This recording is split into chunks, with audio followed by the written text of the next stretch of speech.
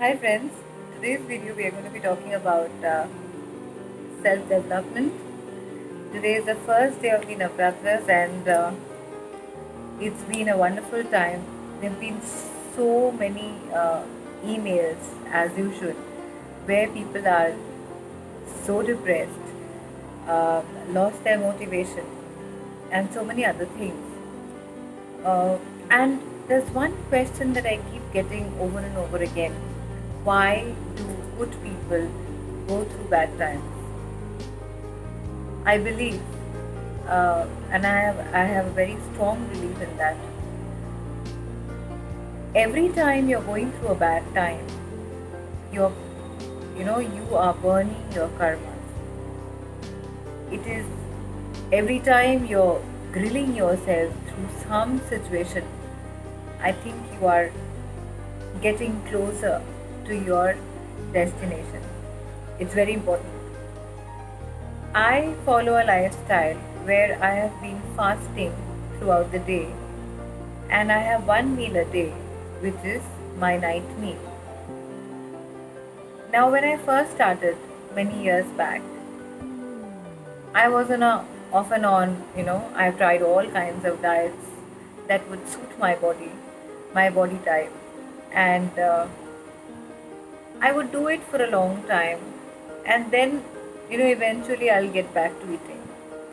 So ideally, the idea was to keep myself light, so that the chanting that I do or the spiritual practices that I do, I want to feel nice throughout the day. I don't want to feel sluggish throughout the day. So I want to feel active throughout the day. The idea was that. So in any case, a lot of people ask me, how do you do that? Now I tell a lot of my students and a lot of my clients as well to have light meals. Most of them say it's impractical. Now I always think this word impractical is an alibi. See, all of us, we do understand that the importance of our health. So what happens is, if you look at the magical figure 365, so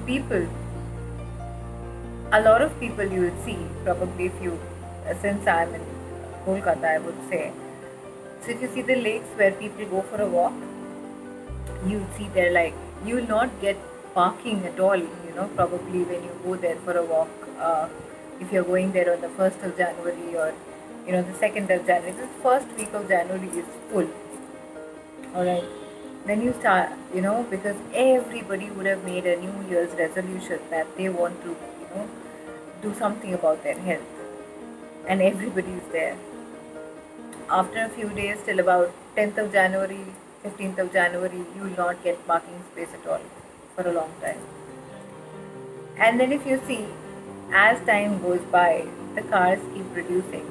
And at some point of time, you'll find yourself and somebody, only yourself and something else, or maybe just the tea stall, and people are just chit-chatting there and having tea and samosas rather than actually doing their walk. So, yeah, so that is where the 365 comes. So, I tell my clients to write whatever they do in the entire day, as much as right from the morning when they set their alarm. If you've set your alarm to 6 o'clock, then you have these snoozes going on, So you have the snooze after 5 minutes, and then you keep putting off the alarm, and again a snooze, and then you keep putting off the alarm. What happens finally is, you wake up somewhere around after half an hour. You barely manage to get out of bed, and then you whatever, you have your breakfast or something, and then you go out, and you have, in your best of moods that you have an accident somewhere, and then probably with a cycle, and the cyclist is going on telling you words and you are telling them, whatever, and then you're writing these incidents. Okay, so you go to office late, you reach office late, then you have to face some other people in your office who question you about your time. You keep lying and all that. And after that, what happens? The next day, the same thing. Write it down at night what you did the entire day, and the next day, you come up with again the same kind of incidents. You put off your alarm, and then you wake up half an hour later, and then you continue with the cyclist, an accident. This is just a discussion because I want you to understand the point. So what happens is, one thing in the next 3-4 days is certainly going to change, which is you'll not fix an alarm for 6 o'clock for sure, because you know that you're not going to wake up at 6 o'clock, so you'll set your alarm at 6:30 probably. Now tell me, a person who cannot wake up at the time that he wants to wake up, what about his self-belief? If you don't live up to your promises, you will never be able to look up to yourself. The greatest tragedy in life is to fall in your own eyes. Every time you promise yourself something, every time you promise yourself that I will do this, and you don't do this, then you fall in your eyes. So every time you make a resolution, every time you make a promise, every time you say I'll wake up, every time you say I'm going to work out, every time you say that I will start doing something, and then you don't do it, you go down in your own eyes. With every promise you give to the world, you fall in the eyes of the world. With every promise you give to yourself, you fall in the eyes of yourself. You might think it's a very small event that you set up an alarm for a certain time and then you don't manage to wake up at that time, but it's not a very simple thing. It's a huge thing as far as your own subconscious mind is concerned, and it plays havoc with yourself. So it can be as small as, so for example, I set an alarm. Previously, yes, I wouldn't say I was always like this. Yes, I used to snooze and snooze and snooze. But yes, I did decide one day.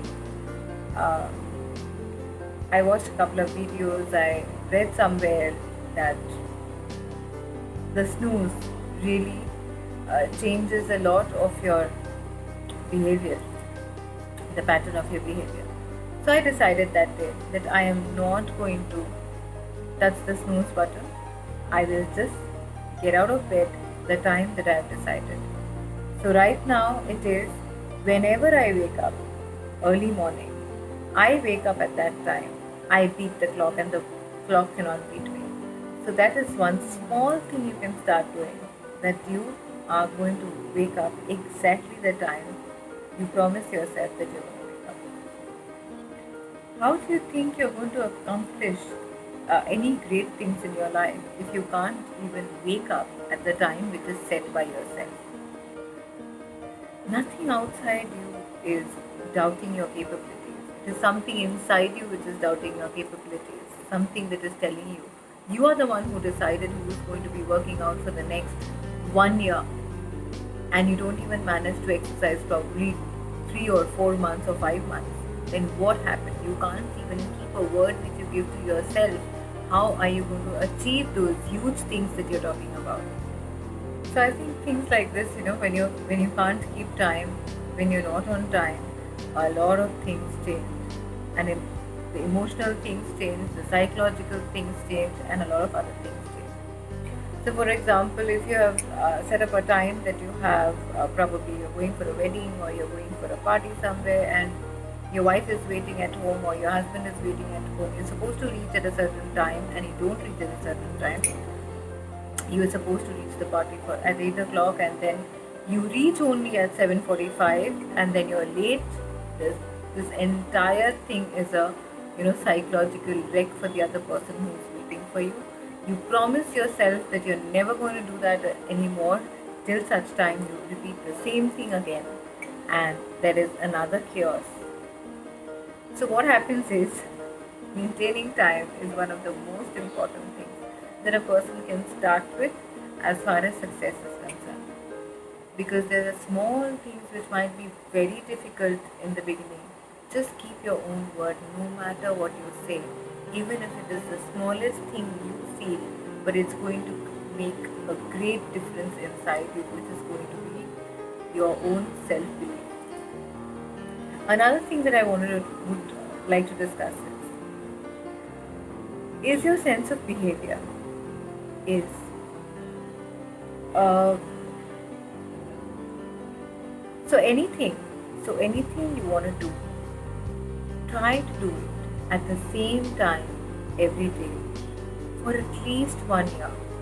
If you're talking about a prayer, if you're talking about a ritual, whatever scope of work you are in, whatever you want to do, whatever you want to excel in, whatever you think you're lacking in, try to be touch base with that every day. If you want to be a writer, if you want to be somebody successful, read the stories of successful people who have done something in their life at least once every day. Even if it is for 10 minutes, make sure you touch base with that for 10 minutes. If you want to be a singer, at least try and singing every day or practicing it for at least 10 minutes, even if it is to the extent of being imperfect. Because doing something 10 minutes every day imperfectly is much better than doing something once a week perfectly, even if it is for 2 hours. Because you'll see yourself excelling only when you touch base with that thing every day. Because the energy of that particular thing will get to you. Because you will see that you're becoming friends with that, and then you'll be able to work on it in a much better way. Another thing is, when we are going through spiritual journeys, when we are making changes in our lives spiritually, when we are doing rituals, when we are doing small rituals, when we are doing small prayers, a lot of people ask me that so many things to do, how do we manage? So it's not about that. We chalk out priorities, exactly what we have to do for that particular day. We plan out our entire calendar, probably a weekly calendar, that this is what we are going to do, and we stick to that. We are not going to change that. It can be very small things like, where even lighting a candle in a day, or just chanting a few mantras, doing our affirmations correctly, giving it our time. It's so important. Putting in our priorities. What is taking up your time? A lot of people say they don't have time for a lot of things, but we all have the same amount of time, and I believe that if I can manage time for everything, then why not? So if you see that you're going down on a few things, as I say, that you're supposed to touch base with something that you want to do every day, like for example, if I am in the spiritual field, and if I am into, I'm trying to, improve the way people live, or the way people look at their living, or the way people look at their life. That means I need to brush up myself in that. I, for me, it's like a little overboard. I go overboard with things because I think that, I'm in a hurry. Probably, I'm in a hurry to reach somewhere. But whatever, a lot of my time is taken up by my spiritual practices, my reading, my writing, my chanting, my rituals. But I do manage to take out time for everything that I want to do. Transformation. We are talking about transformation in our lives. And transformation can only happen when you're getting grilled, when you're getting burnt, when you're getting really rogered, when you're getting, hurt, when you're getting all kinds of wrong things are happening to you, and you think that why is it happening to me? I am doing so many rituals, I am doing so many pujas, I am doing my chanting throughout the day, then how come these things are happening to me? Yes, they are supposed to happen to you, because if we are looking for when we are doing these things, that means we are looking for changes in our lives, and these changes will happen. Things are going to change. Now everything will not remain the same, and you'll see you expect to see only changes in your financial growth or in your spiritual growth. It doesn't happen like that. People are going to change, you are going to change, situations are going to change.